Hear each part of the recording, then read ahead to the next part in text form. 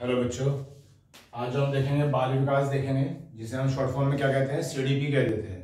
अब सीडीपी का मतलब तो आप समझते ही होंगे, चाइल्ड डेवलपमेंट एंड पेडागोजी होता है। और जितने भी टीचिंग एग्जाम होते हैं, जैसे यूपी टेट है या सी टेट है या सुपर टेट है या और भी एग्ज़ाम होते हैं स्टेट वाइज, उनमें काफ़ी मुख्य विषय है। तो चलिए इसकी शुरुआत करते हैं। और आज का जो इसका स्टार्टिंग पॉइंट है वो है बाल विकास, चाइल्ड डेवलपमेंट, कि किस तरह से एक बालक का विकास होता है। ये चैप्टर या ये सब्जेक्ट इम्पोर्टेंट इसलिए है कि जब एक टीचर अपॉइंट किया जाता है तो उसे इतनी समझ होनी चाहिए कि किसी बालक के अंदर जो उसका शिष्य है या शिष्या है, उस बालक के अंदर उसका विकास यानी कि ओवरऑल डेवलपमेंट किस तरह से किया जाएगा, क्या क्या चीज़ें उस टीचर को समझनी चाहिए बिफोर टीचिंग, ताकि वो एक अच्छी तरह से टीचिंग कर सके। उन सभी चीज़ों को समझ के एक अच्छी तरह से परिपूर्ण टीचिंग कर सके उनके सामने, ठीक, उनकी कमियों को देख सके। तो वो सब चीज़ें हम इस सब्जेक्ट में सीखते हैं कि अगर मान लिया कोई एक ऐसा है जो सामान्य बालक है या एक असामान्य बालक है, तो दोनों ही बालक अलग अलग हैं, लेकिन उनमें जो टीचिंग की जाएगी, जो शिक्षण किया जाएगा, वो किस प्रकार किया जाएगा, और अगर शिक्षण किया जाएगा तो वो उनके लिए किस तरह से उपयोगी बनाया जा सकता है। ठीक है, तो चलिए शुरुआत करते हैं बाल विकास। ये जो बाल विकास है, चाइल्ड डेवलपमेंट, ये कई तरह के विकासों को अपने अंदर इंक्लूड करके चलता है, शामिल करके चलता है। या हम कह सकते हैं कि जो बाल विकास है इन निम्नलिखित विकास पर निर्भर करेगा। तो जैसे क्या हो सकता है, सबसे पहले जो होता है ये बाल विकास शारीरिक विकास पर निर्भर करेगा। जो शारीरिक विकास होता है, क्योंकि सबसे पहले किसी बच्चे का जो विकास होता है कौन सा होता है, शारीरिक विकास होता है, फिजिकल डेवलपमेंट होता है। तो नंबर एक होता है शारीरिक विकास।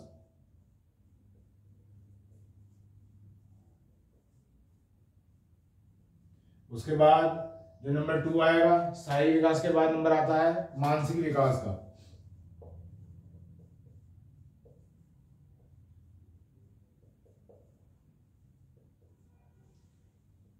शारीरिक विकास को हम फिजिकल डेवलपमेंट कह देते हैं, जो कि मानसिक विकास को हम मेंटल डेवलपमेंट कह देते हैं।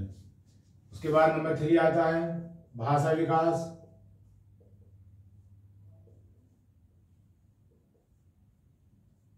भाषा विकास को हम लैंग्वेज डेवलपमेंट कह देते हैं, ये थोड़ा सा लिख देता हूं मैं। इसे कह देते हैं फिजिकल डेवलपमेंट, इसे कह दिया जाता है मेंटल डेवलपमेंट। और जो भाषा विकास है ये हो गया लैंग्वेज डेवलपमेंट।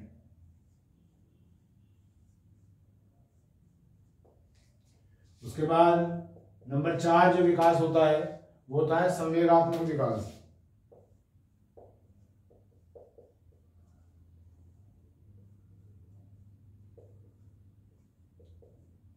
संवेगात्मक जो बना है संवेगों से बना है, और संवेगों को इंग्लिश में कहते हैं इमोशंस। जितने भी संवेग होते हैं, प्रेम है, भय है, क्रोध है, उन पर किस तरह से काबू पाना है, तो इस तरह के विकास को ही क्या कहते हैं, संवेगात्मक विकास कहते हैं, जिसे हम कह सकते हैं इमोशनल डेवलपमेंट। संवेगात्मक विकास के बाद आता है कुछ चीजें ऐसी होती हैं जो हमें अपने पास से क्रिएट करनी होती हैं। अब जो क्रिएटिविटी होती है उसे क्या कहा जाता है, सृजनात्मक विकास कहते हैं, ताकि हम अपने हिसाब से, अपने दिमाग के हिसाब से सोच के किसी चीजों को बना सकते हो, निर्माण कर सकते हो। तो उसके बाद उसका नंबर आता है सृजन से बना है सृजनात्मक विकास, जिसे हम कह सकते हैं क्रिएटिव डेवलपमेंट।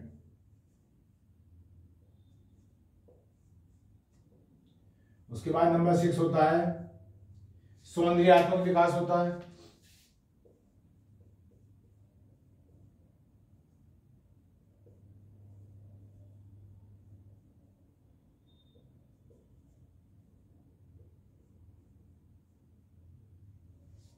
इसे इंग्लिश में कह सकते हैं ब्यूटीफाई डेवलपमेंट।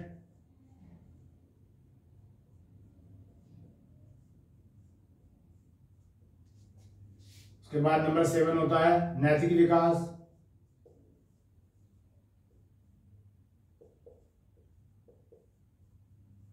जिसे कह दिया जाता है मोरल डेवलपमेंट। और नंबर 8 और लास्ट होता है सामाजिक विकास।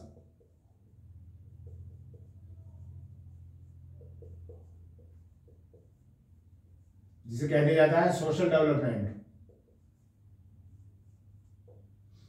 तो जैसे मेरा टॉपिक क्या था, आपका टॉपिक मेरा था बाल विकास यानी कि चाइल्ड डेवलपमेंट, कि जो एक बच्चे का विकास होता है वो क्या है, उसे हम कैसे डिफाइन करेंगे। तो सबसे पहले मैंने आपको ये समझाना चाहा कि बाल विकास जो है कहीं ना कहीं इन 8 तरह के विकासों पर निर्भर करता है, 8 तरह के डेवलपमेंट है इन पर निर्भर करता है, जो धीरे धीरे विकास की श्रेणी में आते हैं और एक संपूर्ण शरीर को विकसित कर देते हैं। जैसे सबसे पहले क्या होता है, शारीरिक विकास होता है, फिजिकल डेवलपमेंट, शरीर का विकास होगा धीरे धीरे। उसके बाद नंबर 2 पे क्या होगा, मानसिक विकास, मेंटल डेवलपमेंट, धीरे धीरे मानसिक विकास होगा, क्या चीज़ सही है क्या चीज़ गलत है, ये सब मानसिक स्थिति की वजह से ही एक बच्चा महसूस कर पाता है कि उसे क्या सही करना है और क्या गलत करना है।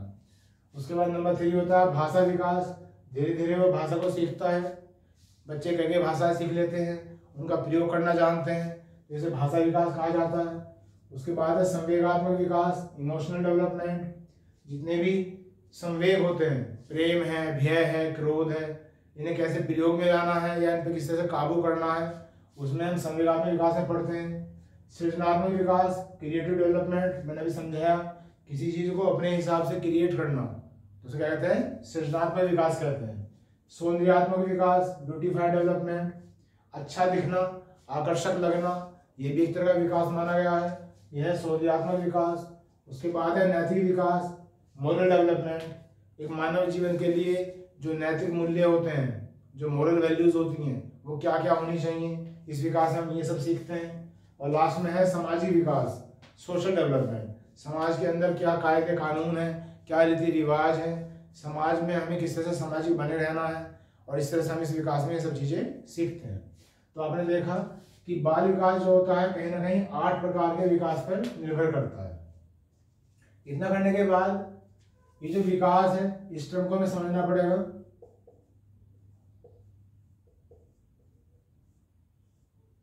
जिसे हम इंग्लिश में कहते हैं डेवलपमेंट।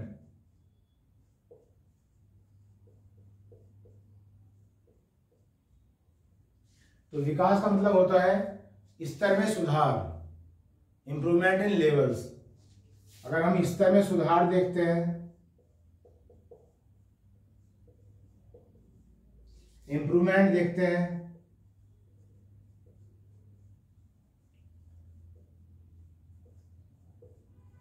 लेवल्स में, तब हम कहते हैं उसे कि विकास हो रहा है।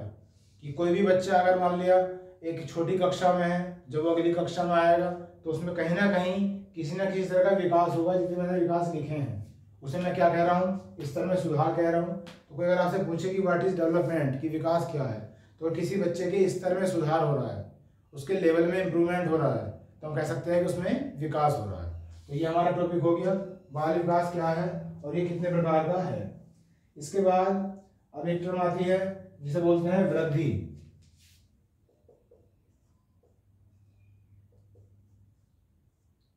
वृद्धि जिसे इंग्लिश में बोला जाता है ग्रोथ।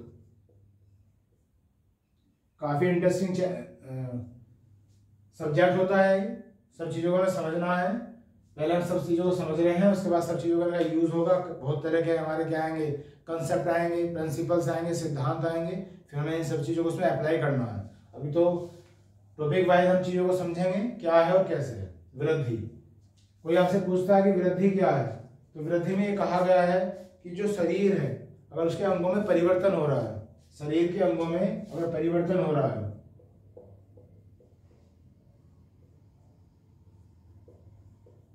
साथ साथ आप समझते रहें और लिख लिख के नोट्स बनाते रहें। जितना आप लिखेंगे उतना ही अच्छा हो जाएंगे। अगर अंगों में परिवर्तन हो रहा है, चेंज इन बॉडी पार्ट्स हो रहा है,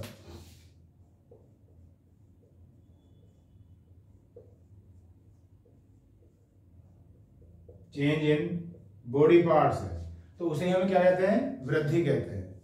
जो मनोवैज्ञानिक है उन्होंने ये भी कहा है, जो साइकोलॉजिस्ट हैं, कि किसी भी मानव के लिए, किसी भी मानव के लिए, किसी भी ह्यूमन के लिए जो मानसिक वृद्धि होती है,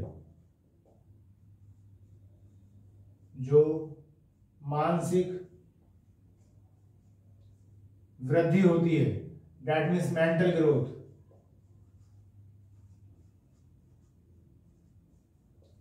वो 18 वर्ष की आयु में ही पूर्ण हो जाती है। बहुत सारे मनोवैज्ञानिक होते हैं। हालांकि ये जो बात कही है सोरेनसन नाम के वैज्ञानिक ने, मनोवैज्ञानिक ने कही है, जो सोरेनसन नाम के मनोवैज्ञानिक है उन्होंने ये कहा है, नाम लिख देता हूँ, SORENSON। उन्होंने कहा है कि किसी भी मानव के लिए जो मानसिक वृद्धि है वो 18 वर्ष की आयु में परिपूर्ण हो जाती है, जबकि जो शारीरिक वृद्धि होती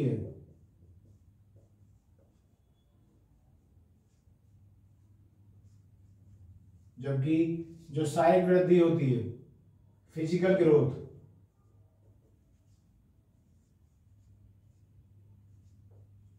वो 20 वर्ष की आयु में पूर्ण हो जाती है। अलग अलग मनोवैज्ञानिक के अनुसार अलग अलग धारणाएं होती है सब्जेक्ट में, इसलिए सब्जेक्ट थोड़ा सा कंफ्यूजिंग होता है, क्योंकि एक ही बात को अलग अलग मनोवैज्ञानिक अलग अपने तरीके से कहना चाहते हैं। तो स्टूडेंट को ये पता होना चाहिए कि जितने भी मुख्य लाइनें हैं जो एग्जाम पॉइंट ऑफ व्यू से इंपोर्टेंट है, कम से कम वे तो हमें पता होनी ही चाहिए। तो मैंने अभी कहा कि सोरेनसन नाम का एक मनोवैज्ञानिक थे, उन्होंने कहा है कि किसी भी मानव के लिए जो मानसिक वृद्धि है, जो मेंटल ग्रोथ है, वो तो 18 साल की आयु में ही पूर्ण हो जाती है, जबकि शारीरिक वृद्धि जो होती है वो 20 साल की आयु में पूर्ण हो जाती है। तो हमने अभी समझा कि वृद्धि क्या है और विकास क्या है। तो विकास में मैंने बताया कि जो लेवल से इंप्रूवमेंट हो रहा है, स्तरों में जो सुधार हो रहा है, उसे हम विकास बोलेंगे। और जो शारीरिक अंग है अगर उनमें परिवर्तन हो रहा है तो उसे हम क्या बोलते हैं, वृद्धि बोलते हैं। ये वृद्धि ये भी देखी जाती है कि कभी किसी आयु में वृद्धि कम होती है और कभी ज्यादा होती है। जैसे किसी बच्चे का अगर जन्म होता है तो जो उसकी शैशव अवस्था होती है, इन्फेंसी एज होती है, उसमें वृद्धि बहुत ज्यादा देखने को मिलती है, लेकिन कुछ समय बाद फिर वो कम हो जाती है। उसकी जो स्पीड है, ग्रोथ की जो स्पीड है, जो ग्रोथ है वो कम हो जाती है।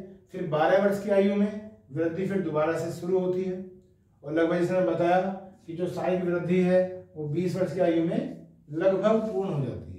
तो अलग अलग स्टेज में, अलग अलग एज में वृद्धि कभी कम होती रहती है और कभी ज्यादा होती रहती है। अभी तक जो मैंने आपको समझाया है उम्मीद है कि आपको समझ में आया होगा। अब उसके बाद नेक्स्ट पॉइंट है वृद्धि और विकास में अंतर। वृद्धि और विकास में अंतर। अगर हम इंग्लिश में बोलते हैं तो बोलेंगे difference in growth and development. ये हमारा हेडिंग हो गया है जो हम समझने वाले हैं। अभी हमने समझा कि वृद्धि क्या है और विकास क्या है, ग्रोथ क्या है, what is growth and what is development. अब हम समझ रहे हैं कि इन दोनों टर्म में डिफरेंस क्या है, अंतर क्या है। तो एक अंतर तो बच्चों ये हो सकता है कि जो वृद्धि है, ये साइड में वृद्धि के लिए लिख रहा हूं और ये साइड में विकास के लिए लिख रहा हूं, डेवलपमेंट के लिए लिख रहा हूं। तो जब हम नंबर 1 की बात करेंगे कि पहला अंतर क्या है, तो वृद्धि हम ये कह सकते हैं कि वृद्धि जो है जीवन भर नहीं चलती है, ये एक समय के लिए निश्चित होती है। यहाँ लिख रहा हूं मैं, ये निश्चित होती है। ऐसा नहीं है कि किसी मानव की आयु अगर 80 साल है, 100 साल है तो वृद्धि उसमें होती ही रहेगी। वृद्धि मतलब क्या है, शारीरिक अंगों में परिवर्तन। तो आप जानते हैं कि एक एज के बाद शरीर का बढ़ना बंद हो जाता है, रुक जाता है। तो वृद्धि जो है क्या है, निश्चित है, ठीक। जबकि विकास जो होता है अनिश्चित है और सतत है। सतत का मतलब क्या होता है, कॉन्टिन्यूस, लगातार। कि अगर मान लो किसी की आयु 50 साल हो या 100 साल हो तो उसमें सीखने की प्रवृत्ति होनी चाहिए, और अगर वह सीखने की प्रवृत्ति कम भी है तो भी उसमें देखने के बाद, इंसानों से मिलने के बाद, परिस्थितियों में ढलने के बाद, नए नए स्टेज में उसमें अंदर विकास होता ही रहता है। अगर किसी के अंदर ये प्रवृत्ति बहुत ज़्यादा है तो वो ताउम्र सीखता ही रहता है। तो इसमें कह सकता हूँ मैं कि जो वृद्धि है, ग्रोथ, वो निश्चित होती है, वो एक एज के बाद समाप्त हो जाती है। लेकिन जो विकास है वो अनिश्चित और सतत होता है, लगातार होता है, कॉन्टिन्यूस होता है, ये कभी नहीं रुकता। ये अंतर हो सकता है। उसके बाद नंबर दूसरा अंतर ये है, देखा गया है कि कभी वृद्धि तो हो जाती है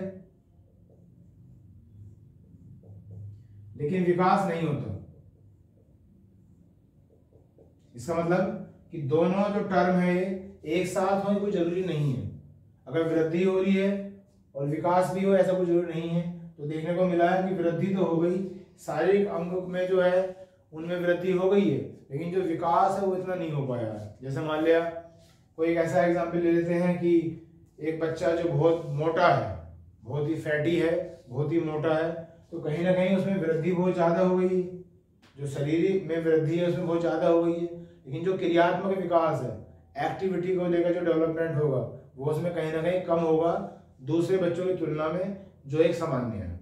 ठीक, इसी तरह से अगर मैं इसका उल्टा करके यहाँ पे बोलता हूँ तो मैं बोल सकता हूँ कि हो सकता है कि बहुत सारे बच्चे ऐसे होते हैं जिनमें विकास तो हो जाता है, डेवलपमेंट तो हो जाता है, लेकिन वृद्धि नहीं हो पाती,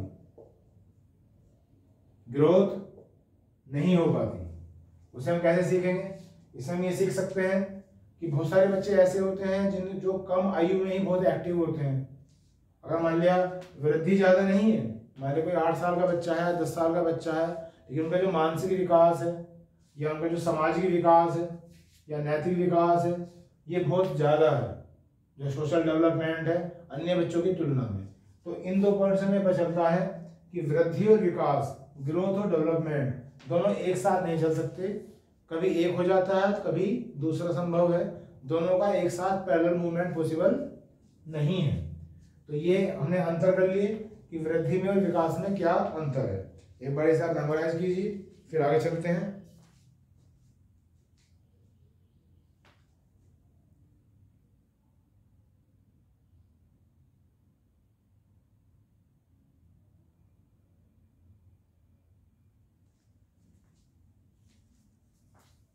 तो हमारा जो हेडिंग था क्या था?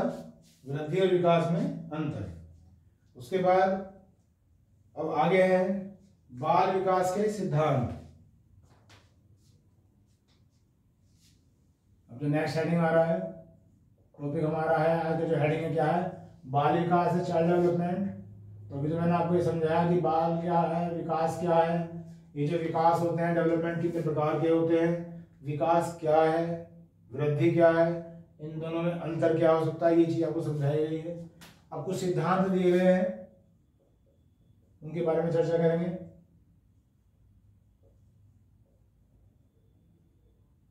बाल विकास के सिद्धांत, इन्हें बोल सकते हैं principles of child development.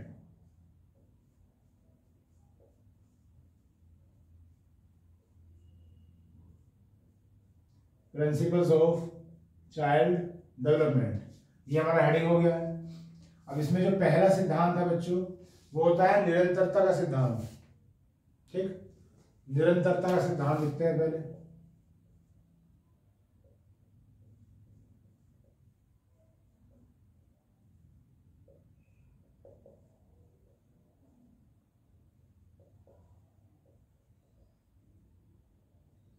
Principle of continuity बोलेंगे।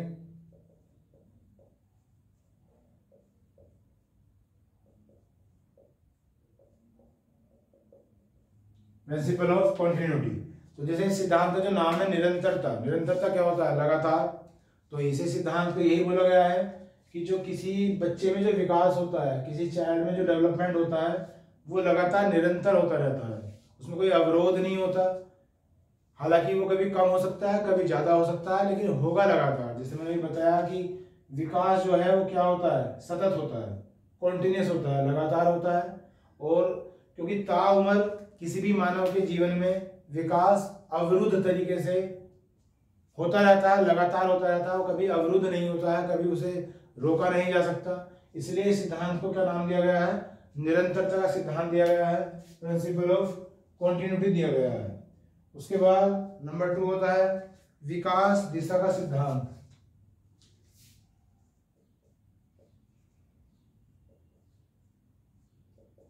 विकास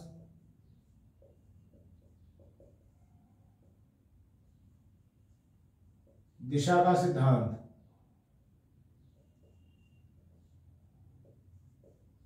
principle of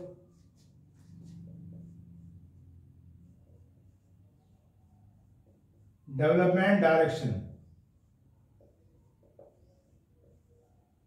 principle of development direction. अब हमने ये तो देख लिया कि किसी भी मानव का जो जीवन है उसमें विकास निरंतर होता रहता है, उसमें सतत होता रहता है, बिना रुके होता रहता है।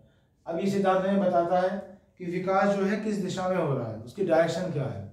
तो विकास की जो डायरेक्शन बताई गई है वो सिर से पैरों की तरफ बताई गई है,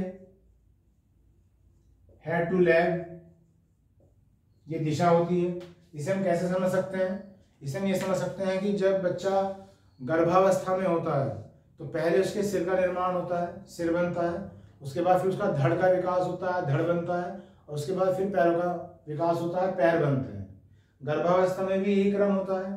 और जब किसी बच्चे का जन्म हो जाता है तो उसमें भी हम देखते हैं कि लगभग जन्म लेने से 1 सप्ताह बाद, 6 या 7 दिन बाद हम देखते हैं कि वह जो सिर है, सिर को हिला पाता है, हेड को हिला पाता है। उसके बाद लगभग 3 महीने बाद धीरे धीरे वो अपनी आंखों पर नियंत्रण कर लेता है, 3 महीने बाद।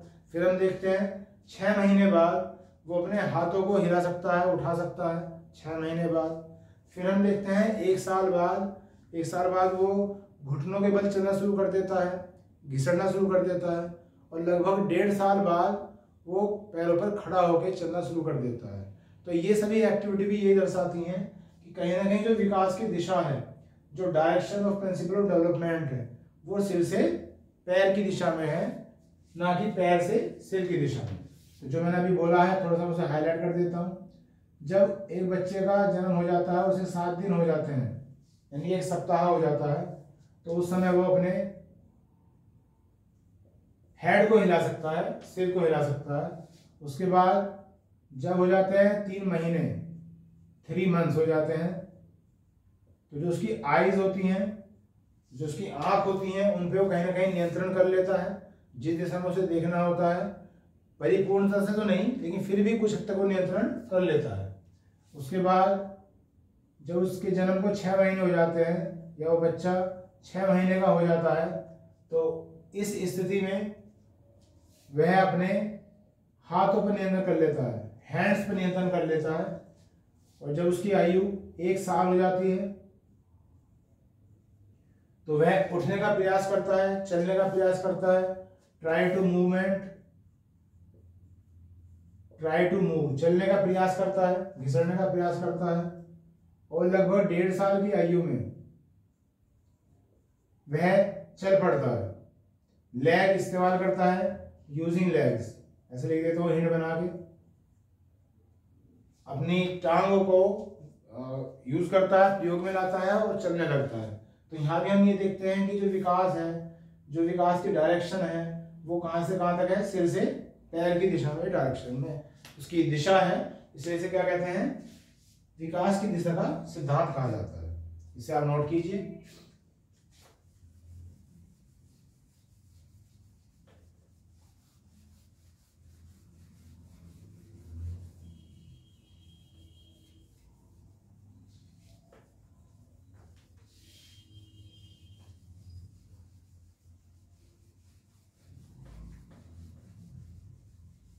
तो अभी हम जो पढ़ रहे हैं बाल विकास के सिद्धांत पढ़ रहे हैं, जिन्होंने 2 पढ़ लिए हैं। एक तो निरंतरता का सिद्धांत पढ़ा है और फिर विकास दिशा का सिद्धांत पढ़ा है कि विकास जो है किस दिशा में होता है। अब आगे करते हैं। उसके बाद नंबर 3 है, तीसरा सिद्धांत लिख रहा हूं मैं, वृद्धि और विकास की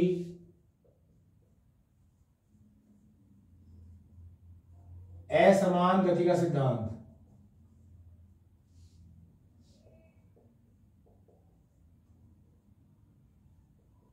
असमान गति का सिद्धांत, इसे बोल सकते हैं प्रिंसिपल ऑफ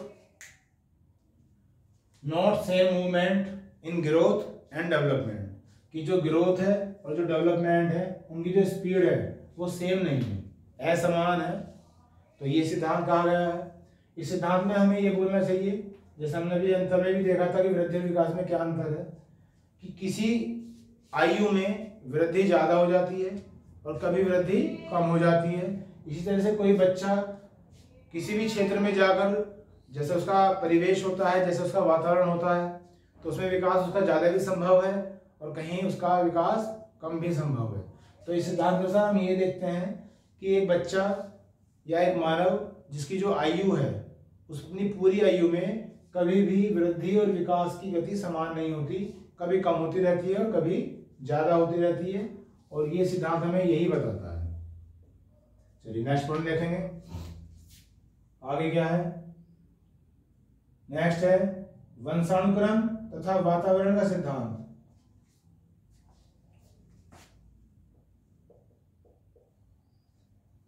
वंशानुक्रम तथा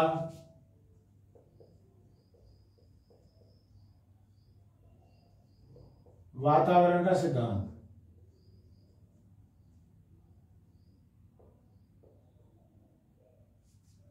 principle of heredity and environment.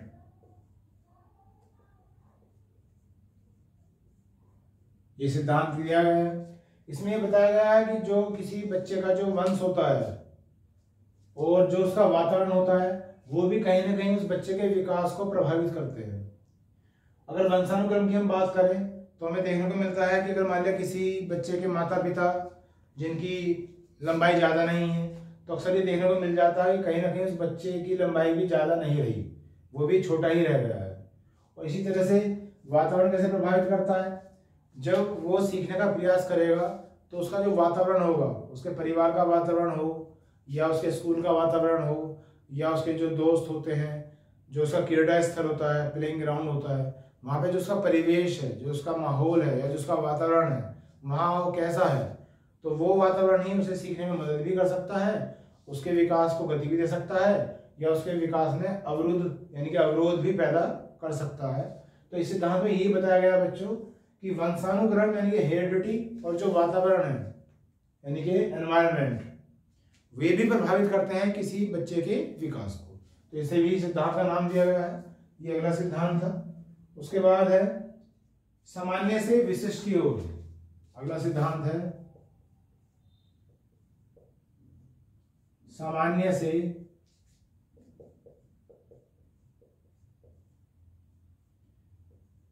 विशिष्ट की ओर। इसे बोलेंगे फ्रॉम नॉर्मल टू स्पेसिफिक। ये सिद्धांत है कि जब एक बच्चे का विकास होता है तो उसमें हम देखते हैं अपनी गतिविधियों के अनुसार उसके द्वारा पता चलता रहता है कि कभी तो वह सामान्य स्थिति में है और कभी वो विशिष्ट स्थिति में आ जाता है।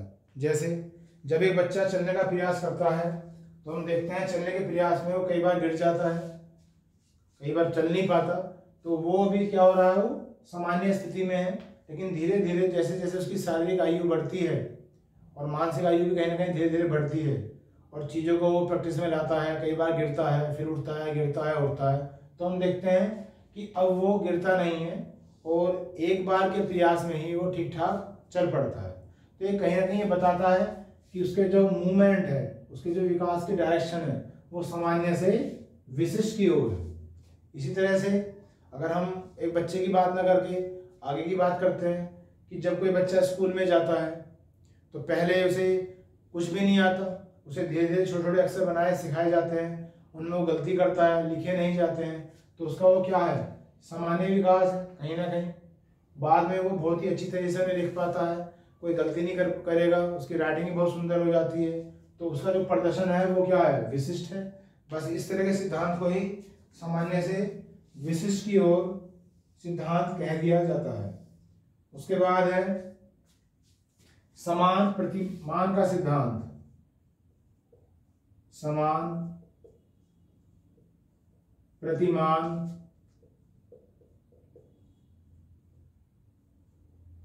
का सिद्धांत। प्रिंसिपल ऑफ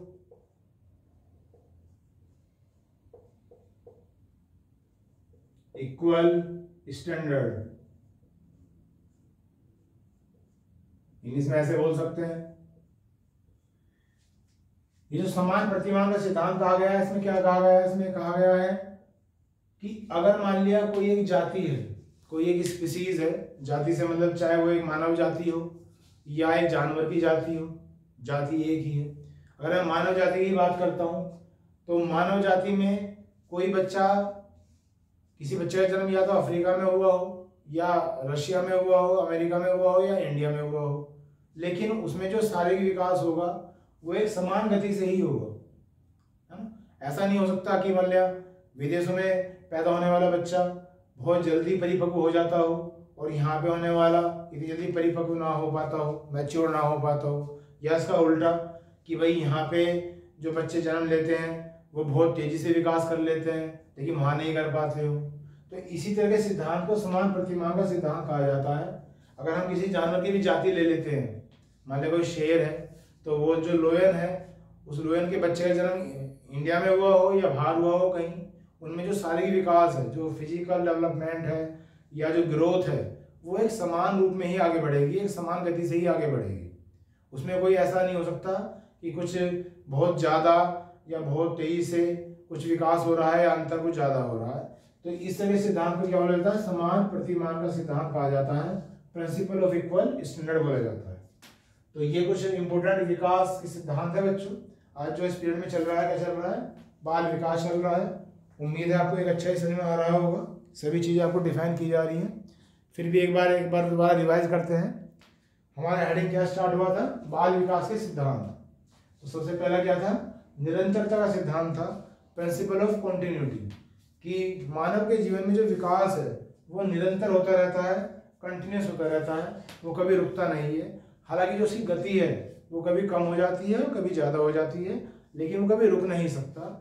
ऐसे सिद्धांत को ही कहते हैं निरंतरता का सिद्धांत, प्रिंसिपल ऑफ कॉन्टिन्यूटी।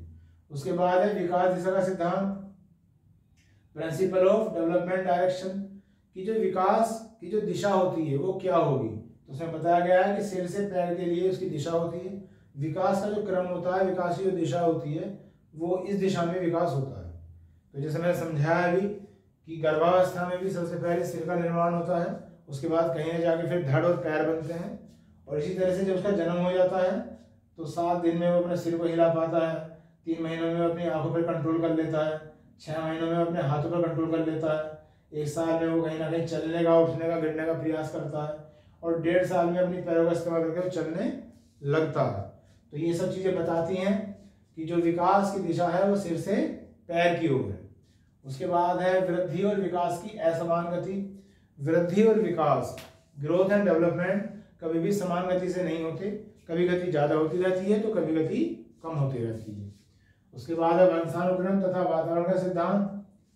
एक बाल विकास जो होता है, बच्चे का जो विकास होता है, कहीं ना कहीं वंशानुक्रम यानी कि हेरिडिटी पर भी निर्भर करता है और वातावरण यानी कि एनवायरनमेंट पर भी निर्भर करता है। उसके बाद है सामान्य से विशिष्ट की ओर। जब भी बच्चा कुछ नया सीखने का प्रयास करता है तो पहले जो उसका प्रदर्शन होता है काफ़ी सामान्य होता है, फिर धीरे धीरे उसका जो प्रदर्शन है वो इम्प्रूव हो जाता है, जिसे हम क्या कह सकते हैं, स्पेसिफिक हो जाता है, विशिष्ट हो जाता है, और इस सिद्धांत को ही हम सामान्य से विशिष्ट की ओर सिद्धांत कहते हैं।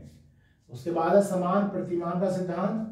किसी बच्चे का जन्म किसी भी देश में या किसी भी परिवेश में हुआ हो, लेकिन समान जाति में अगर किसी बच्चे का जन्म होता है, चाहे वो किसी भी देश का क्यों ना हो, तो उसमें वृद्धि और विकास लगभग समान अवस्था में ही होंगे। ठीक, तो ये कुछ सिद्धांत है बच्चों, जिसे बाल विकास के सिद्धांत कहा गया है। अब आगे चलते हैं।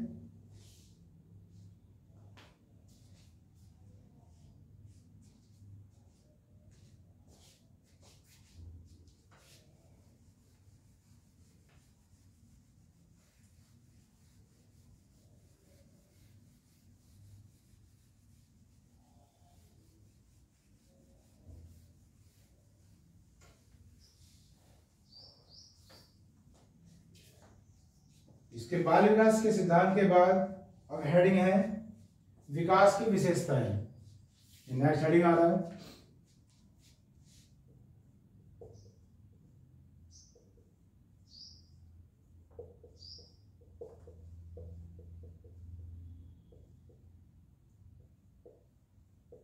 विकास की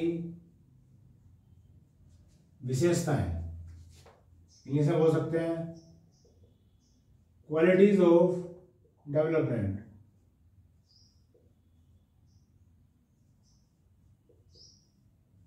कि विकास की क्या क्या विशेषताएं हैं, ये सभी क्या थे, सिद्धांत थे। और हम पढ़ेंगे कि विकास की विशेषताएं क्या क्या है। ये हेडिंग हो गया हमारा। तो अगर मैं नंबर 1 विशेषता की बात करता हूं कि नंबर 1 विशेषता क्या हो सकती है, तो वो है कहीं ना कहीं जो मानव है वो अपने क्रियाकलापों के द्वारा परिपक्व होने का प्रयास करता है।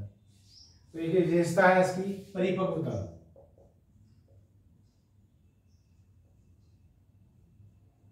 जिसे मैच्योरिटी कह देते हैं इंग्लिश में। अब परिपक्वता क्या है? परिपक्वता ये है, मैच्योरिटी ये है कि जब एक बच्चे का जन्म होता है तो जिस वातावरण में वो आता है जन्म लेने के बाद, या किसी बच्चे को एक नए स्कूल में डाला जाता है तो वो भी उसके लिए एक नया वातावरण है, तो वहाँ वो जो अपनी क्रियाओं के द्वारा एक सामंजस्य स्थापित करने का प्रयास करेगा, एक बैलेंस कंडीशन को स्थापित करने का प्रयास करेगा। धीरे धीरे वो उसमें एडजस्ट होगा और हम देखते हैं कि कुछ समय बाद उसमें परिपक्वता आनी शुरू हो जाती है। चाहे वो एक बच्चे की बात हो रही हो या किसी मानव की बात हो रही हो या एक वयस्क आदमी की बात हो रही हो, जब भी कोई बच्चा या कोई मानव या कोई वयस्क एक नए माहौल में जाएगा तो धीरे धीरे उसके साथ एडजस्ट होने का प्रयास करेगा और वो धीरे धीरे उस परिपक्वता को हासिल करने का प्रयास करेगा। तो कहीं ना कहीं विकास की जो विशेषता है वो क्या है? परिपक्वता है, यानी कि मैच्योरिटी है, जिसे मैच्योरिटी कहते हैं। उसके बाद दूसरी विशेषता है मूल प्रवृत्त्यात्मक अभिगमन। मूल प्रवृत्त्यात्मक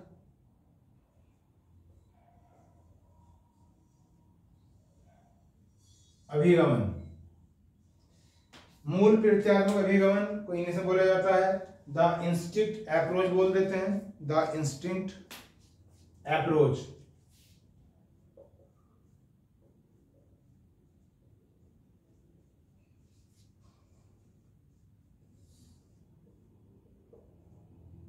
इसे समझते हैं, ये काफी इंपॉर्टेंट है। इसे डायरेक्ट पूछ लिया जाता है। कोई भी चीजें जब पढ़ाई जा रही हैं, आपको सब ऑब्जेक्टिव पेपर आता है तो चीजें कुछ भी पूछी जा सकती हैं, कैसे ही पूछी जा सकती हैं। ये जो मूल प्रवृत्त्यात्मक अभिगमन है, जो शब्द है, पहले शब्द को समझते हैं। मूल का मतलब क्या होता है? ओरिजिनल, यानी कि जो बेसिक होता है, मौलिक, मूल जो होता है, ठीक। और प्रवृत्त्यात्मक का मतलब क्या होता है? प्रवृत्ति से बना है, प्रवृत्ति। प्रवृत्ति का मतलब क्या होता है? एक तरह से एटीट्यूड, कि कोई भी जाति है, कोई भी मानव है, कोई भी जानवर है, कहीं ना कहीं उसमें एक मूल प्रवृत्ति होती है, एक मूल गुण होता है जो उसके स्वभाव से जुड़ा होता है। कुछ तो हम लोग ग्रहण करते हैं वातावरण से, कुछ लोग हमारे स्वभाव में होते हैं, कुछ गुण हमारे स्वभाव में होते हैं, हमारी जाति के स्वभाव में होते हैं। तो उसे हम बोला जा रहा है क्या? मूल प्रवृत्ति। तो मूल प्रवृत्ति से बना है मूल प्रवृत्त्यात्मक, और अभिगमन का मतलब होता है मूवमेंट, उसकी तरफ को चलना। तो ये इसके मायने हो गए। द इंस्टिंक्ट अप्रोच कहते हैं इंग्लिश में। ये जो विशेषता बताई थी, तो जो एक मनोवैज्ञानिक है मैकडूगल, उन्होंने ये बताई थी। पहले उनका नाम लिख देते हैं। मैकडूगल नाम के मनोवैज्ञानिक हैं, इन्होंने ये विशेषता बताई है, नाम दिया है।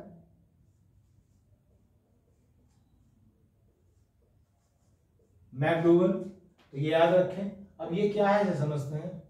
इन्होंने कहा है कि जो नारियां होती हैं, जो फीमेल्स होती हैं, जो वुमेन होती हैं, महिलाएं, उनमें कहीं ना कहीं एक मूल प्रवृत्ति होती है। और मूल प्रवृत्ति क्या होती है? वो माता के गुण होते हैं, माता के गुण होते हैं, मेरिट्स ऑफ मदर, जिसमें आज्ञा मानना, सामाजिकता बहुत ज़्यादा होगी, जो सोशल चीज़ें हैं उनकी तरफ बहुत रुझान होगा, बहुत ज़्यादा। धार्मिक क्रियाकलाप जो होते हैं, रिलीजियस एक्टिविटीज़ होती हैं, उनमें बहुत ज़्यादा रुझान होता है। तो कहीं ना कहीं इनमें एक बेसिक रूट क्वालिटी है जिसे मूल प्रवृत्ति कहा गया है। ये एग्जाम्पल के द्वारा बताया गया है, किसके द्वारा? मैकडूगल के द्वारा। तो इसमें कहा गया है कि मातृत्व लिख देता हूँ मातृत्व, मैटरनिटी बोलना चाहिए कि मातृत्व के जो गुण हैं वो कहाँ पाए जाते हैं, महिलाओं में पाए जाते हैं, पुरुषों में नहीं पाए जाते, या पुरुषों की तुलना में महिलाओं में ज्यादा पाए जाते हैं। तो इस क्वालिटी को, इस गुण को उन्होंने क्या कहा, the instinct approach of females, मूल प्रवृत्त्यात्मक अभिगमन किसका, महिलाओं का। ठीक, अब ये तो मैंने आपको समझा दिया क्या है। अब इसे थोड़ा सा और प्रूव करने के लिए इन्होंने क्या काम करा कि जो नर चिंपैंजी होता है, जो मेल चिंपैंजी होता है, उसके शरीर में जो फीमेल चिंपैंजी था उसके हार्मोन्स पहुंचा दिए, इंजेक्ट कर दिए। ठीक, तो उसमें देखा गया कि कुछ समय बाद उसमें कुछ गुण अपने आप ही आ गए। जैसे हमने अभी नाम लिया था सामाजिकता, पहले वो झगड़ता था, उसमें सहन शक्ति बहुत कम थी, लेकिन अब जो अन्य चिंपैंजी के साथ वो बैठता है और बिल्कुल संयम से रहता है, तो सामाजिकता के गुण आ गए। और उसमें आदर भाव के गुण आ गए, उसका जो लहजा था काफ़ी विनम्र हो गया है, काफ़ी सॉफ्ट हो गया है, हम्बल हो गया है। कब, जब एक मेल चिंपैंजी में फीमेल चिंपैंजी के हार्मोन्स इंजेक्ट कर दिए गए थे। तो ये कहा गया कि जो इंस्टिंक्ट अप्रोच होती है वो चेंज नहीं हो सकती, चाहे परिस्थिति कैसे भी हो। अगर वो किसी दूसरे शरीर में ही पहुंचाया जा रहा है तो क्योंकि वो इंस्टिंक्ट अप्रोच है, वो मूल प्रवृत्ति है, तो वो चेंज नहीं होगी। बस इसी विशेषता को मैकडूगल ने मूल प्रवृत्त्यात्मक अभिगमन कहा, जिसे इंग्लिश में कहते हैं द इंस्टिंक्ट अप्रोच। और ये काफी इंपॉर्टेंट है, इसका आप ध्यान रखेंगे, कई बार एग्जाम में पूछा जा चुका है और पूछा जाता रहता है। ठीक,